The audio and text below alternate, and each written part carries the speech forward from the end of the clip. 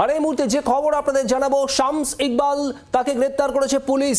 70 লক্ষ টাকা তোলাবাজির অভিযোগ। শামস ইকবাল প্রাক্তন কাউন্সিলর, 134 নম্বর ওয়ার্ডের তৃণমূল কাউন্সিলর ছিলেন, এখন প্রাক্তন, যেহেতু বোর্ড কলকাতা পুর নিগমের বোর্ড ভেঙে গিয়েছে। এই শামস ইকবাল তাকে গ্রেপ্তার করেছে পুলিশ। তারাতলার গোডাউন বিপর্যয়ের পর নাম উঠে এসেছিল এই শামস ইকবালের। পিয়ালি মিত্র আমাদের প্রতিনিধি রয়েছেন। পিয়ালি, কি জানতে পারছো? দেখো, কিছুক্ষণ আগে তাকে গ্রেপ্তার করা হয়েছে শামস ইকবালকে। তার বিরুদ্ধে যেটা অভিযোগ, একজন ব্যবসায়ী করেছেন 2023 সালে শামস ইকবাল 134 নম্বর ওয়ার্ডের যিনি কাউন্সিলর, যদিও এখন যেটা তুমি উল্লেখ করলে বন্ধ হয়ে গিয়েছে, তিনি এবং তার দলবল তারা মিলে একজন ব্যবসায়ীর কাছ থেকে 70 লক্ষ টাকা তোলা আদায় করে এবং যেটা বলা হয় যে 70 লক্ষ টাকা না দিলে ব্যবসায়ীকে ব্যবসা চালাতে দেওয়া হবে না, এবং তার কাছ থেকে 70 লক্ষ টাকা নেন।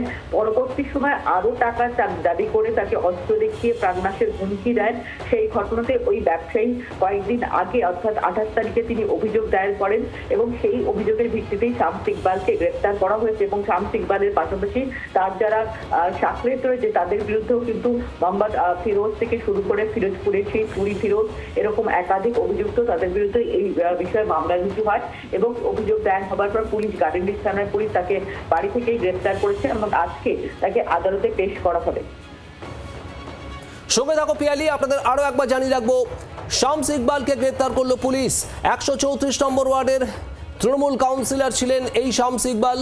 2023 সালে এক ব্যবসায়ী থেকে 70 লক্ষ টাকা তোলা নেয় শামস ইকবাল এবং তার দলবল। পরবর্তীকালে ফের টাকা চেয়ে হুমকি দেওয়া হয় বলে অভিযোগ।